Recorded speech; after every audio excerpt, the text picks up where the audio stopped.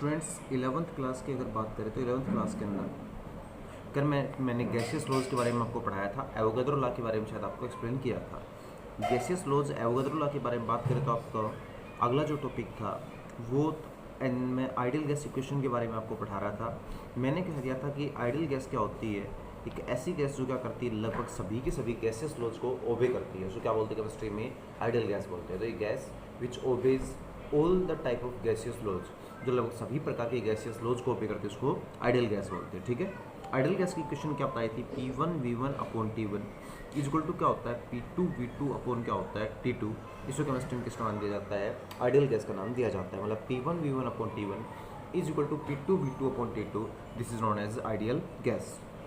Ideal gas को मैंने कहा था एक और फॉर्म में लिखते हैं, PV is equal to nRT के द्वारा भी आइडियल गैस को लिख दिया जाता है। अगर आप में इसको पूछे कि आइडियल गैस की हेल्प लेते हुए ये बताओ what is the relation between density के बीच में और किसके बीच में आपको रिलेशन निकालने बेटा, प्रेशर के बीच में क्या रिलेशन होते हैं, डेंसिटी एंड प्रेशर के बीच में क्या रिलेशन होती है गैस के अंदर। तो केमिस्ट्री कहते हैं अगर आपको डेंसिटी और प्रेशर के बीच में क्या करनी है, रिलेशन निकालनी है, तो सबसे पहले आइडियल गैस इक्वेशन की हेल्प लो। बताओ आइडियल गैस इक्वेशन क्या कह रही है, ध्यान से देखो।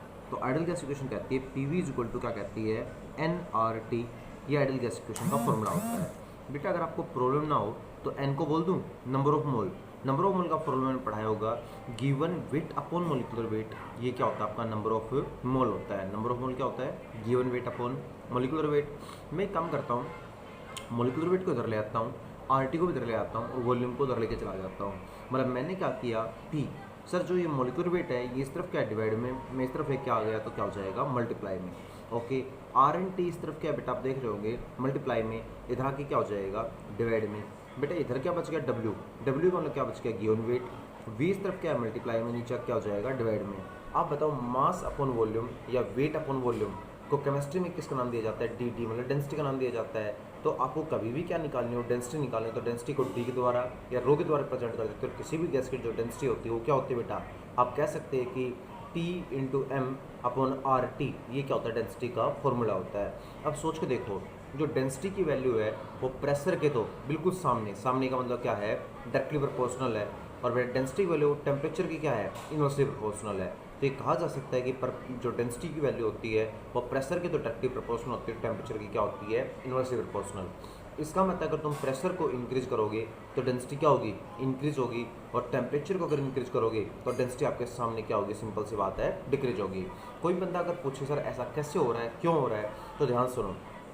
जब भी आप किस पे जाते हैं, हिल स्टेशन पे जाते हैं, ध्यान रखना आप जितना ऊपर जाओगे डेंसिटी उतनी क्या होती है, डिक्रीज होती है। जितना आप ऊपर जाएंगे डेंसिटी उतनी क्या होती है, डिक्रीज होती है। तो भैया हिल स्टेशन पे डेंसिटी की वैल्यू क्या हो जाएगी, काफ़ी जितनी ऊपर जाते हैं सॉरी प्रेशर उतना क्या होता है, डिक्रीज होता है। अब सोचने वाली बात है, प्रेशर अगर क्या होगा बेटा, डिक्रीज होगा, तो प्रेशर डेंसिटी की क्या है, डायरेक्टली प्रोपोर्शनल है। With the pressure is decrease density is also decreases.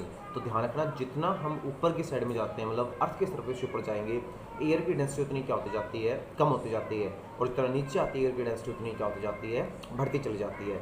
Second, मान लो अगर कोई कहे कि भैया मेरे पास दो रीजन है, एक रीजन ए है, एक रीजन बी है। ए रीजन का टेम्परेचर क्या है बेटा, लो टेम्परेचर है, और बी रीजन का जो टेम्परेचर है वो क्या है बेटा, हाई टेम्परेचर है। बताओ कहाँ पर एयर की डेंसिटी ज़्यादा होगी, तो टेम्परेचर की डेंसिटी क्या होती है, इनवर्सली प्रोपोर्शनल। टेम्परेचर अगर ज़्यादा तो डेंसिटी कम, टेम्परेचर कम तो डेंसिटी ज़्यादा। तो ए रीजन का टेम्परेचर क्या कर रखा है, लो। अगर टेम्परेचर लो है तो डेंसिटी क्या होगी बेटा, इसकी हाई होगी, और अगर टेम्परेचर क्या है, हाई, तो भैया डेंसिटी क्या होगी, लो डेंसिटी होगी। तो बेटा डेंसिटी के ऊपर भी क्या करता है, आपका टेम्परेचर डिपेंड करता है। तो मैं आपको कह चुका हूँ कि टेम्परेचर इस पर डिपेंड करता है, डेंसिटी में भी टेम्परेचर डिपेंड करता है। तो ये डेंसिटी अगर किसी गैस से निकाले तो फॉर्मूला क्या लगेगा, PM upon RT, where is P is the pressure, M is the molecular mass, R is the gas constant and T is the temperature. बेटा जो गैस कांस्टेंट होती है ना, गैस कांस्टेंट, उसकी वैल्यू क्या होती है, तो R की एक तो वैल्यू बताई जाती है 8.314, R की वैल्यू होती है, R is the gas constant, क्योंकि PV is equal to nRT। Ideal gas equation में हम कई बार R यूज़ करते हैं। अब R गैस कांस्टेंट की वैल्यू होती है जूल, यहाँ क्या होता है पर मोल पर केल्विन, एक तो ये वैल्यू आ जाती है। एक R की वैल्यू बताई जाती है 0.0821, ये क्या होती है बेटा, लीटर एटमॉस्फेयर पर मोल पर केल्विन, ये भी क्या बताई जाती है, आर की वैल्यू बताई जाती है। मतलब जो आर की वैल्यू है वो किस पे डिपेंड करती है, आप कह सकते हैं सर यूनिट किस पे डिपेंड करती है, यूनिट के ऊपर डिपेंड करती है। As you changes the unit the value of R is changes. तो अगर जूल पर मोल पर केल्विन लोगे तो आर की वैल्यू ये होगी, और लीटर एटमॉस्फेयर पर मोल पर केल्विन लोगे तो आर की वैल्यू क्या होगी, ये वैल्यू होगी। मान लो आपके पास अब कोई एक न्यूमेरिकल देते हैं, न्यूमेरिकल बंदे ने क्या दे दिया, बोल दिया गया कि 500 ml हमारे पास क्या है ऑफ नाइट्रोजन गैस है, ठीक है।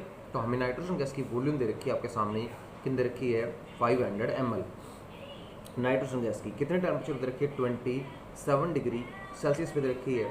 तो नाइट्रोजन गैस का टेम्परेचर देखा 27 डिग्री सेल्सियस। जैसे इसमें क्या करेंगे बेटा, आप सभी को पता है टेम्परेचर हमेशा केल्विन में यूज़ करना है। 273 जोड़ेंगे तो कितना टेम्परेचर हो जाएगा, 300 केल्विन आपके पास टेम्परेचर हो जाएगा। आपको पूछा है कूल्ड टू, हमने क्या किया, इस गैस को कूल किया, कहाँ तक कूल किया, कूल टू -5 डिग्री सेल्सियस। इस गैस को -5 डिग्री सेल्सियस तक हमने कूल मतलब ठंडा किया।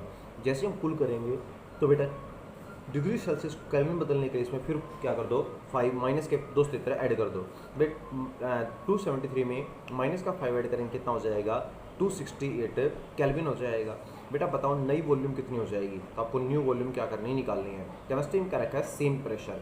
देखिएगा जब प्रेशर सेम है, मतलब फर्स्ट कंडीशन उतना ही प्रेशर और सेकंड कंडीशन में भी उतना ही प्रेशर। मैंने कहा था जब प्रेशर सेम हो तो उसको केमिस्ट्री में क्या नाम दिया जाता है, कांस्टेंट। तो इसका मतलब प्रेशर यहाँ पर क्या है, कांस्टेंट है। भैया this is the V1, this is T1, this is V2 and this is T2। ये वॉल्यूम क्या कहलाएगी V1, ये क्या कहलाएगी T1, ये क्या कहलाएगा V2, ये क्या कहलाएगा आपका टेम्परेचर T2। फॉर्मूला क्या लगेगा, V1/T1 इक्वल टू क्या लगता है बेटा, V2/T2। क्यों लगेगा, क्योंकि आपको पता है प्रेशर क्या दे रखा है, कांस्टेंट। और आपको ये भी पता है जब प्रेशर कांस्टेंट हो तो वहाँ पर कौन सा लॉ अप्लाई होता है, चार्ल्स लॉ। कौन सा लॉ अप्लाई होता है, जब भी किसी गैस का प्रेशर कांस्टेंट हो चार्ल्स लॉ अप्लाई होता है। चार्ल्स लॉ का फॉर्मूला क्या होता है, V1/T1 इक्वल टू V2/T2। भैया V1 की वैल्यू पुट करो, कितनी है 500 ml, T1 की वैल्यू कितनी है 300 केल्विन, V2 की वैल्यू कितनी है नहीं पता, और T2 की वैल्यू कितनी बेटा 268 केल्विन।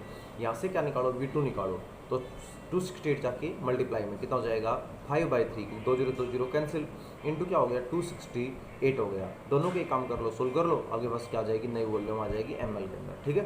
ये न्यूमेरिकल दे रखे तो न्यूमेरिकल आपका सोल्व हो गया। नेक्स्ट अगर आपसे कोई पूछ ले सर अगला जो टॉपिक आता होता है डाल्टन्स लॉ, क्या आता है, Dalton's law of partial pressure, of partial pressure.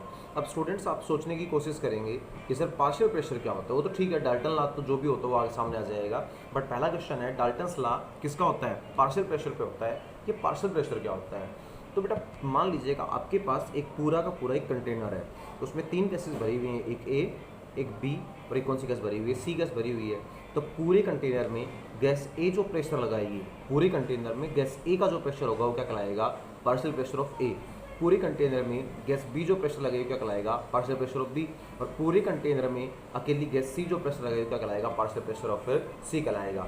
तो पूरे कंटेनर में एक पर्टिकुलर गैस जो क्या करती है, प्रेशर अप्लाई करती है, उसी क्या बोलते हैं केमिस्ट्री में पार्शियल प्रेशर का नाम दिया जाता है। तो ये क्या होता है आपका पार्शियल प्रेशर होता है। फॉर एग्जाम्पल के रूप में मान लो एक 30 स्टूडेंट्स की क्या है क्लास है, क्लास में टीचर है नहीं, तो सिंपल सी बात है सभी स्टूडेंट्स क्या करेंगे, आवाज़ निकालेंगे, है ना।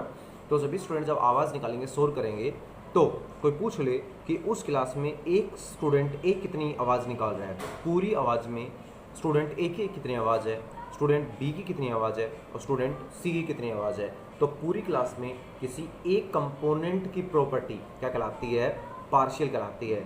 तो यहाँ पर आवाज़ की बात करते हैं, आवाज़ क्या होती है, वॉल्यूम। तो volume of A, volume of B and volume of C. Partial volume कब बोलोगे इन वॉल्यूम को, जब पूरी क्लास की आवाज़ में कोई कहे सर ए की आवाज़ कितनी आ रही है, तो पूरी क्लास में जो ए की आवाज़ आती है वो कहलाती है पार्शियल वॉल्यूम में ही। पूरी क्लास में जो बी की आवाज़ आती है क्या कहलाती है, पार्शियल वॉल्यूम ऑफ बी। पूरी क्लास में जो सी की आवाज़ आती है क्या कहलाती है, partial volume of C. This is known as partial pressure. तो शायद आपके थोड़ा बहुत समझ में आ गया होगा कि भैया अगर एक गैस है, एक कंटेनर, उसमें 2 या 3 या 5 गैस बन रखे हैं, तो उस पूरे कंटेनर में एक पर्टिकुलर गैस, पूरे कंटेनर में एक पर्टिकुलर गैस जितना क्या करती है, प्रेशर एक्सर्ट करती है, वो क्या कहलाता है उस गैस का, पार्शियल प्रेशर। पूरे कंटेनर में दूसरी पर्टिकुलर गैस मतलब बी प्रेशर गैस जो क्या करती है, प्रेशर एक्सर्ट करती क्या कहलाती है, पार्शियल प्रेशर ऑफ बी। और पूरे कंटेनर में जो सी गैस प्रेशर एक्सर्ट करती क्या कहलाती है, पार्शियल प्रेशर ऑफ सी कहलाता है। केमिस्ट्री कहती है कि इफ़ टू और मोर, इफ टू और मोर गैसेस, कि दो या दो से ज़्यादा गैसेस, टू और more gases present in a container, present in a container, कि अगर हमारे पास कोई कंटेनर हो और उस कंटेनर में दो या दो से ज़्यादा गैसेस प्रेजेंट हो तब क्या होगा। तो केमिस्ट्री कहती है then the total pressure of the container, then the total pressure of the container, तो जो हमारा कंटेनर होता है, कंटेनर, उसका टोटल प्रेशर किसके इक्वल होता है बेटा, is equals to sum of, किसके इक्वल होता है बेटा, is equals to sum of partial pressure of all gases, कि जितनी भी गैसेज हैं उनके पार्शियल प्रेशर का क्या कर देना, सम कर देना, तो हमारे पास क्या आ जाएगा, गैसेज का टोटल प्रेशर आ जाएगा। ये बात याद रहेगी। मतलब डाल्टन्स लॉ क्या कहता है वो ध्यान सुन लो। डाल्टन्स लॉ कहता है कि भैया अगर एक कंटेनर में दो या दो से ज़्यादा गैसेज प्रेजेंट है तो उस कंटेनर का टोटल प्रेशर क्या होगा, उन दोनों गैसेज के पार्शियल प्रेशर क्या कर दो, सम कर दो।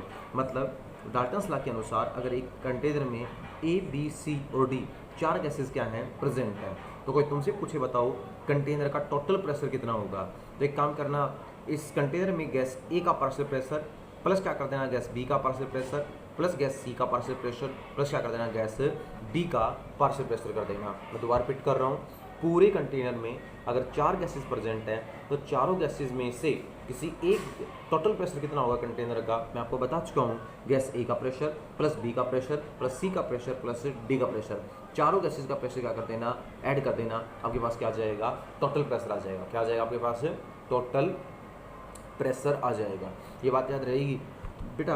मान लो आपके पास ये कंटेनर है, इस कंटेनर में दो गैसेज हमने भर रखी हैं, एक तो क्या भर रखी है CO2 और एक क्या भर रखी है N2, ठीक है।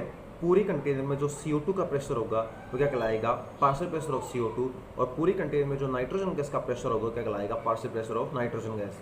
केमिस्ट्री कहती है कि किसी भी कंटेनर का टोटल प्रेशर किसके इक्वल होता है, किसी भी कंटेनर का total pressure partial pressure of gas A plus partial pressure of gas B, मतलब जितनी भी गैसेज उस कंटेनर में प्रेजेंट हैं सभी के प्रेशर को जोड़ दो, तुम्हारे पास क्या आ जाएगा, टोटल प्रेशर आ जाएगा।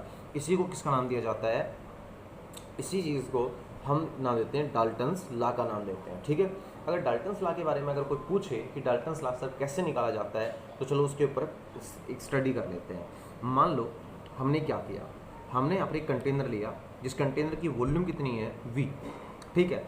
कंटेनर का टेम्परेचर कितना ले रखा है T, तो हमने एक कंटेनर लिया उसमें वॉल्यूम कितनी है V, उसमें टेम्परेचर कितना है T, उसमें हमने एक गैस तो भर रखी है A, एक गैस भर रखी है B और एक गैस भर रखी है C। A के कितने मोल है Na, B के कितने मोल है Nb और C के कितने मोल है Nc। तो केमिस्ट्री कहती है कि पूरे कंटेनर में A का प्रेशर कितना होगा, तो भैया आइडियल गैस की हेल्प से गैस A का प्रेशर निकालो। केमिस्ट्री कहती है कि आइडियल गैस के अनुसार गैस A का प्रेशर कैसे निकालते हैं, आपको पता होगा फॉर्मूला होता है PV = nRT। तो तुम्हें गैस A का प्रेशर निकालना तो कैसे निकालोगे, PA = बेटा nRT अपॉन वॉल्यूम क्या आ जाएगी आपके, डिवाइड में आ जाएगी, वॉल्यूम किस में आ जाएगी, डिवाइड में। अगर गैस A का पार्शियल प्रेशर निकाल रहे हो तो नंबर ऑफ मोल्स भी तुम्हें किसके लेने पड़ेंगे, A के लेने पड़ेंगे। फिर कोई पूछे पूरे कंटेनर में गैस B का पार्शियल प्रेशर कितना होगा, सिंपल सा फॉर्मूला लगेगा NB क्या हो जाएगा, RT/V। कोई तुमसे पूछे सर बताओ गैस C का पार्शियल प्रेशर कितना होगा, NCRT/ क्या हो जाएगा, V। और गैस D का होता तो वो भी क्या करते, NDRT/V कर देते। केमिस्ट्री एक बात पूछना चाह रही है सर टोटल प्रेशर क्या होता है, तो अकॉर्डिंग टू डाल्टन लॉ किसी भी कंटेनर का टोटल प्रेशर किसके इक्वल होता है, उस कंटेनर में जो गैसेज भरी हुई हैं उनके पार्शियल प्रेशर के क्या होता है, सम के इक्वल होता है, ठीक है। तो किसी भी गैस का टोटल प्रेशर उस गैस में जो उस कंटेनर में जो गैसेज भरी हुई हैं उनके पार्शियल प्रेशर के सम के इक्वल होता है। तो गैस A का पार्शियल प्रेशर पुट कर दो, according to ideal gas equation क्या आ रहा है, PV NART/V। PV की वैल्यू कितनी है बेटा, NBRT/V, और PC की वैल्यू कितनी है बेटा, NCRT/V। मैं एक काम करता हूँ, यहाँ से कॉमन निकाल लेता हूँ। मैंने कॉमन क्या निकाल लिया वो बताओ सोच समझ के। मैंने एक काम किया, RT/V को क्या ले लिया बाहर कॉमन, तो यहाँ से RTV, यहाँ से RTV और यहाँ से RTV क्या हो गया, बाहर कॉमन आ गया। बताओ अंदर क्या बच गया, Na प्लस क्या बच गया, NB प्लस क्या बच गया आपके पास, NC बच गया, ठीक है। ये किसका वैल्यू आ गई, टोटल प्रेशर की वैल्यू आ गई, आगे टोटल प्रेशर की वैल्यू। कोई अगर आपको ये कह दे सर PA को टोटल प्रेशर से डिवाइड करो, तो PA क्या है, partial pressure of gas A, value क्या है पुट करना एक बार, वैल्यू है अगर A गैस का पार्शियल प्रेशर निकाल रहे हो तो NART/V। टोटल प्रेशर की वैल्यू कितनी है पुट कर दो, Na plus NB plus NC क्या हो जाएगा RT upon V। RT upon V ऊपर, RT अपॉन V नीचे, कैंसिल आउट। तुम्हारे पास PA upon T total pressure, PA upon PT किसकी कुल आ गया Na upon Na plus NB plus NC। Chemistry में बताओ ये क्या होता है? तो इसको कहते हैं शायद number of moles of A upon total number of moles. मैंने पढ़ाया होगा कभी सो केमिस्ट्री में, फर्स्ट चैप्टर में पढ़ाया था, मोल फ्रैक्शन बोलते हैं। क्या बोलते हैं? Mole fraction. Mole fraction of A क्या होता है भाई? जिसका मोल फ्रैक्शन निकाल रहे हो, अगर तुम ए का निकाल रहे हो तो ए के तो नंबर ऑफ मोल्स ऊपर आ जाएंगे, टोटल नंबर ऑफ मोल्स क्या आ जाएंगे? नीचे आ जाएंगे। तो जब जिसके नंबर ऑफ मोल्स ऊपर दे रखे हैं और total number of moles, total A B C 3 gases थे, तो तीनों गैसेज का मोल फ्रैक्शन नीचे आ गया, मोल्स नीचे आ गए, तो इसको केमिस्ट्री में क्या बोलते हैं? मोल फ्रैक्शन बोलते हैं। तो केमिस्ट्री में फॉर्मूला क्या बनेगा? PA upon PT is equal to mole fraction of A आ जाएगा। ठीक है, केमिस्ट्री में कोई कहे सर PA की वैल्यू क्या होगी, तो यहाँ से PT जाके मल्टीप्लाई हो जाएगा, क्या हो जाएगा? XA PT। तो यहाँ पर क्या कहेंगे कि सर किसी गैस A का पार्शियल प्रेशर किसकी इक्वल होता है?